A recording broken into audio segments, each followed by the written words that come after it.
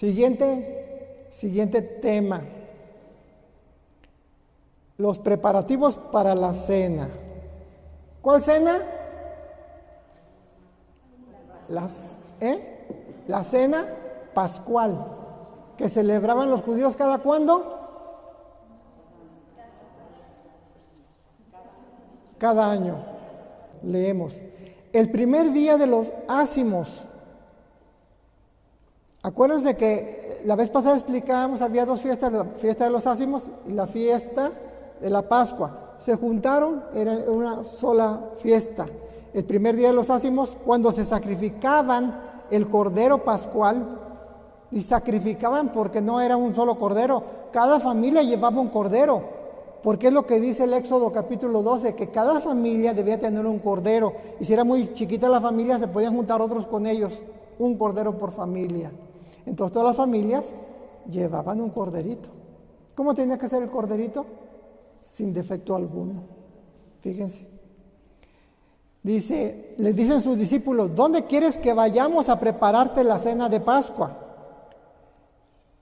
Una pregunta, ¿qué les recordaba el comer panes ácimos? ¿Qué significa panes ácimos? Que no tiene levadura. Entonces, para que tenga, cuando se le pone levadura a la masa, se tiene que esperar para que fermente. Pero Dios les dijo, tiene que ser rápido. Entonces, se tiene que comer el pan sin levadura, porque les recordaba que tenían que salir rápido de Egipto. La acción de Dios muchas veces es rápido. Te pide que hagas cosas y cuando Dios te pide algo, hazla pronto. No esperes. No esperes. Si Dios te dice esto, hazlo. ¿Verdad? Pues Dios te puede esperar, dice, pues a ver a qué horas. ¿Verdad? Pero ojalá que seamos prontos para responder. Cuando el Señor tumbó a San Pablo, pues nos dicen que no, literalmente no fue eso. No sabemos cómo se cayó o cómo fue, si se cayó, que dicen que se cayó de un caballo, ¿verdad? Y el Señor se le presenta. ¿Qué frase le dijo San Pablo al Señor?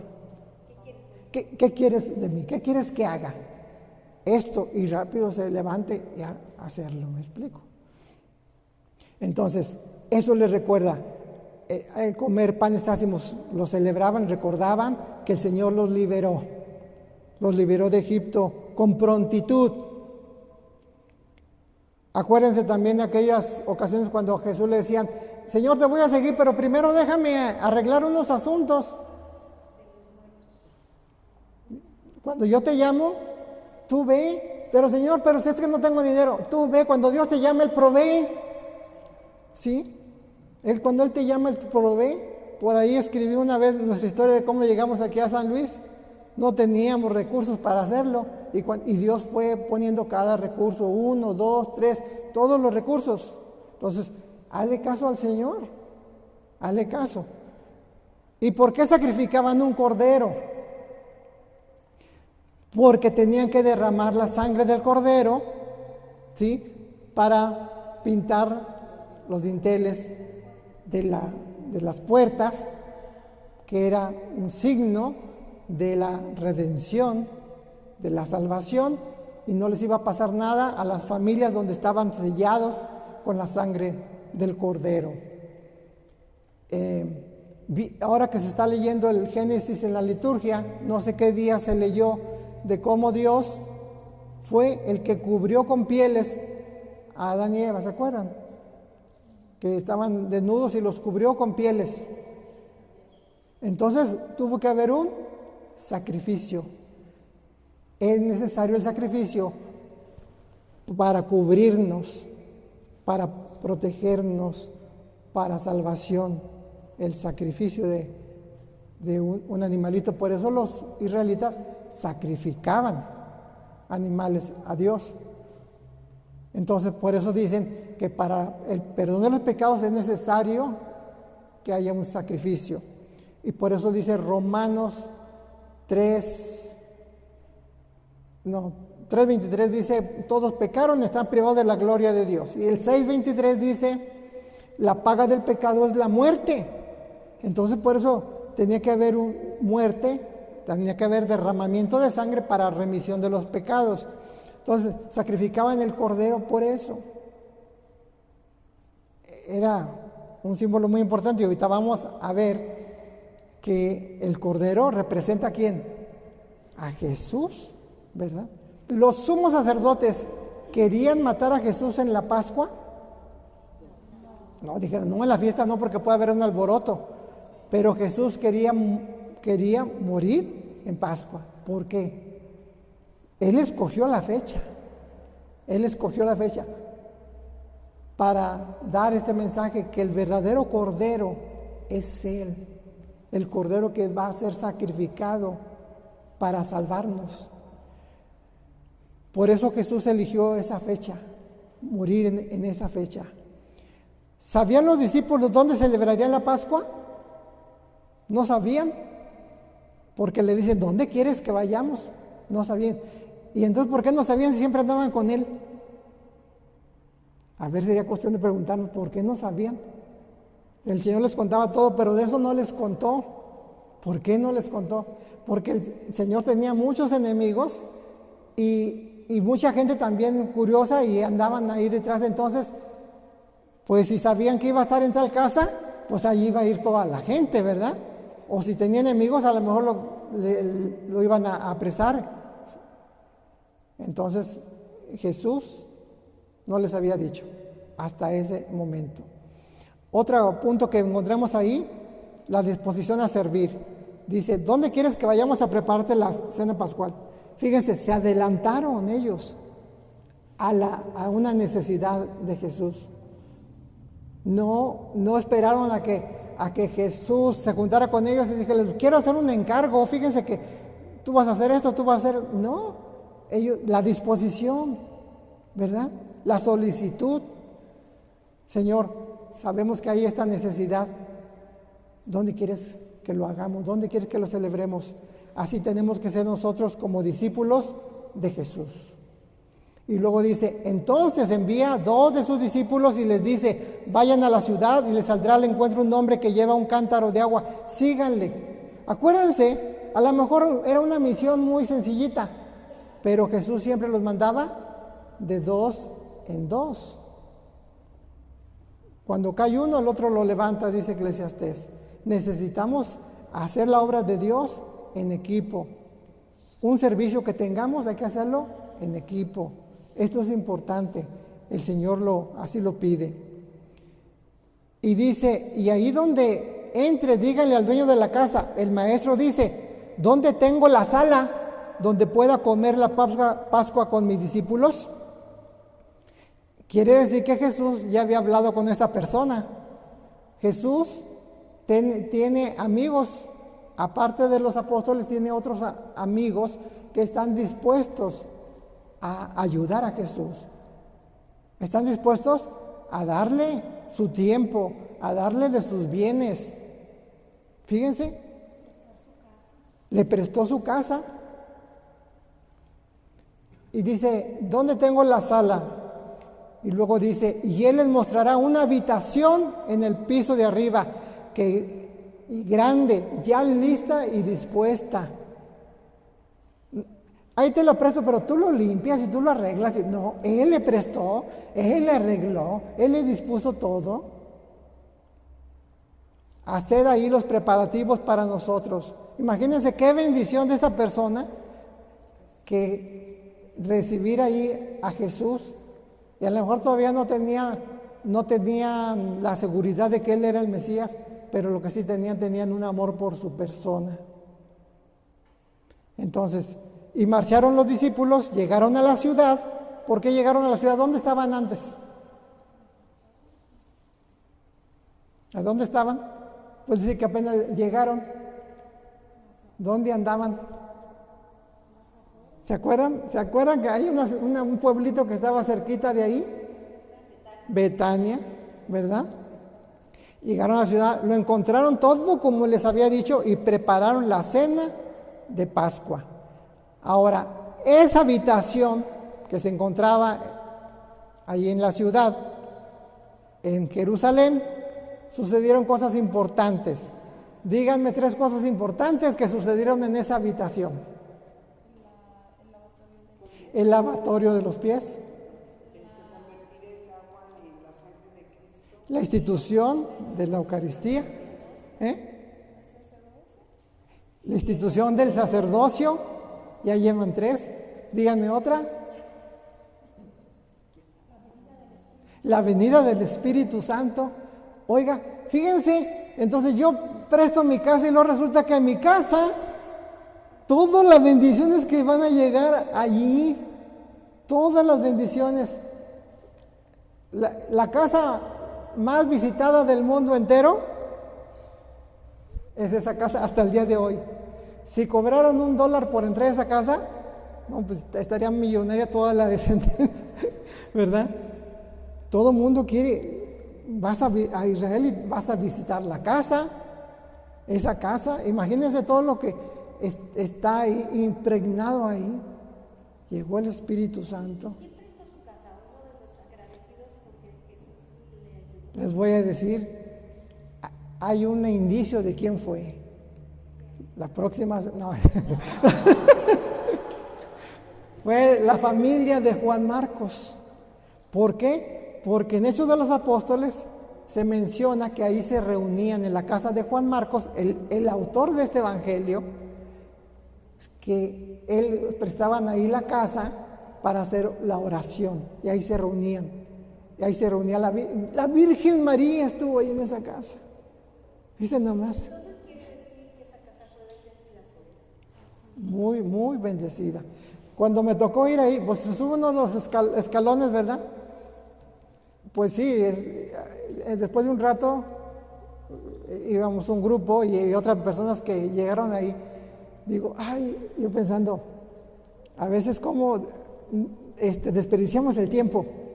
Toda la gente tomando fotos y tomando esas fotos, todo, y no paraban de las fotos y las fotos. No, yo dije, yo pues, fotos para qué quiero, ¿verdad? Digo, sí las quiero, porque sí me tomé un selfie en vivo, ¿verdad? Hice una oración ahí también y la grabé. Entonces, no, tocar las paredes, tocar el piso, meditar, todo lo que pasó aquí.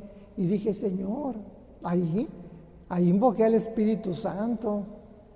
Y estas horas, Señor, aquí instituiste la Eucaristía. Darnos cuenta de la grandeza del lugar. Tuve un maestro de Biblia, un sacerdote, que él estudió en Jerusalén. Él me enseñó el Evangelio de Lucas. Y bueno, enseñándonos el Evangelio, miren, cada rato lloraba. Y él comenta que a cada lugar que él llegaba, porque allá en Jerusalén tú estudias la palabra de Dios, pero en el lugar donde sucedió, ¿verdad? Si te van a explicar tal cosa, los del instituto te llevan a ese lugar, ¿verdad? Por ejemplo, vas a la tumba donde resucitó Lázaro. Tienes que bajar como un chorro de escalones así. ¿Por qué? Porque al paso del tiempo se van quedando sepultadas las construcciones, ¿verdad? ¿Por qué creen que ahora se han encontrado que el templo mayor, que no sé cuál pirámide y no sé cuántas cosas se encuentran? ¿Por qué están sepultadas? Pues no estaban sepultadas al paso del tiempo, ¿verdad? Por si no vas en tu casa, al rato ya no se va a ver tu casa, va a estar llena de tierra. Y aquí estaba la casa de fulano, ¿verdad? Entonces ahí, así. Entonces, pues sí, cuando bajé ahí a los escalones, así era de caracol allá a donde resucitó Lázaro, pues ahí lee uno lo que pasó ahí. Dijo, Señor, aquí tu voz, tu palabra poderosa levantó un muerto. Lázaro, sal fuera. No, pues así. Entonces, pues bueno, son muchas experiencias. Esa es la habitación. Qué bonito, ¿no? Así también tenemos que tener nosotros. Bueno, sigue en este tema, hay un apartado donde Jesús va a anunciar la traición de Judas. Dice, al anochecer llega con los 12 al anochecer. Esa palabra de anochecer nos está hablando de que viene la hora de las tinieblas. ¿Quién es el príncipe de las tinieblas? Satanás. La noche también nos habla de la hora de la prueba, de la tribulación. Por eso dice el Salmo 91, no temerás el terror nocturno, ni saeta que vuela de noche. El Salmo 91, Salmo de protección. Dice, y cuando estaban recostados a la mesa cenando, ya la semana pasada les platiqué que no es que se acostaban en la mesa, solamente se recostaban porque las mesas eran bajitas, todavía no habían inventado las, a lo mejor sí en otros lados, pero ahí en Israel eran así bajitas, ¿verdad? En verdad, dijo Jesús, cuando ya estaban a la mesa cenando, fíjense, ya estaban entonces en la celebración de la cena pascual.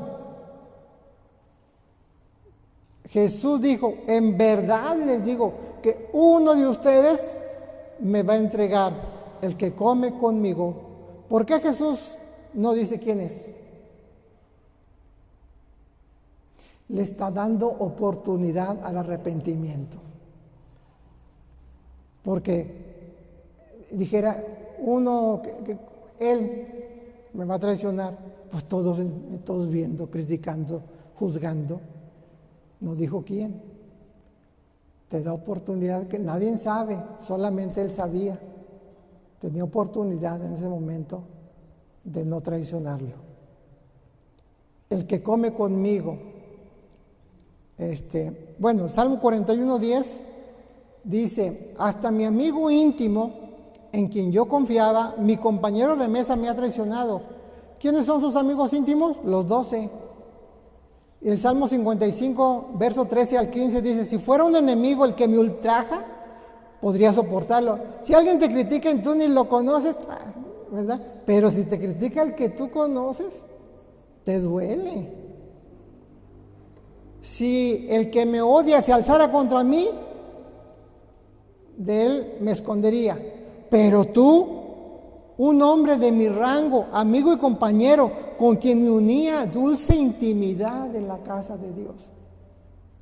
Es un salmo profético. Jesús tenía una dulce intimidad con cada uno de los apóstoles. También tiene contigo. Quiere tener con nosotros, ¿verdad? Así que, como por ejemplo hoy la lectura del Génesis el día de hoy, que habla de cómo Dios escogió a Noé porque encontró gracia a sus ojos. Así tenemos que decirle, Señor, que encuentre gracia a tus ojos.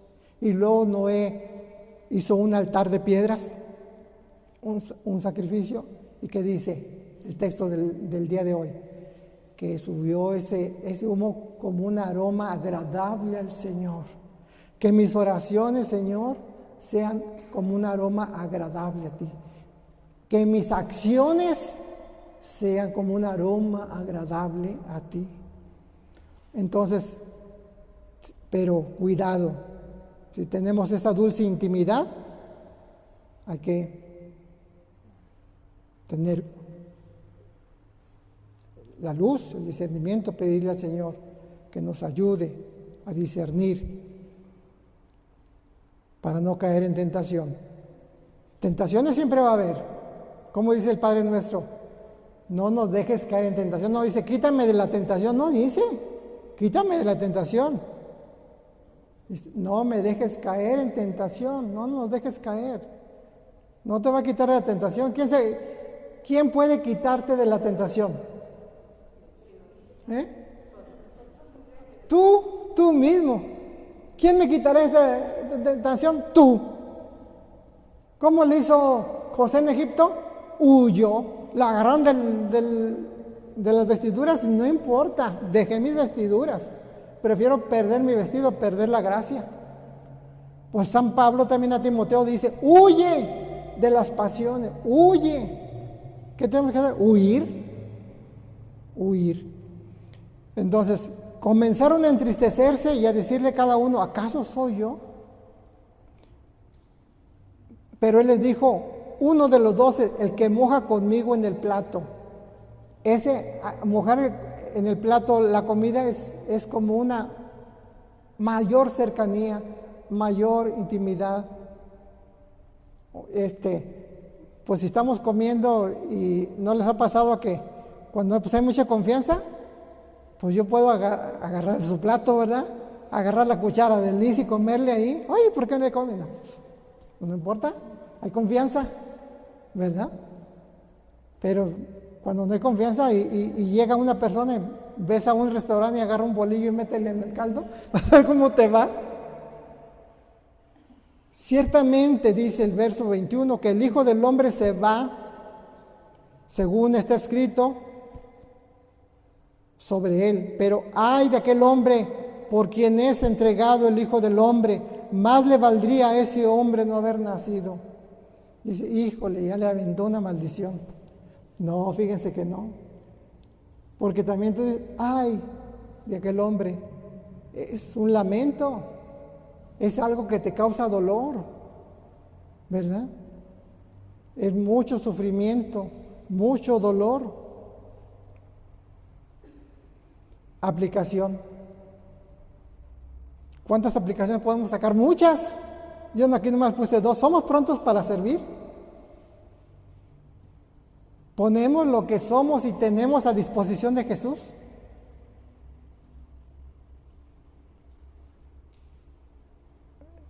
Pues sí o no. Hay cosas que sí presto, hay cosas que no puedo prestar. A ver, cuando el Señor de repente nos pide algo, pues son aplicaciones. Nos sordeamos.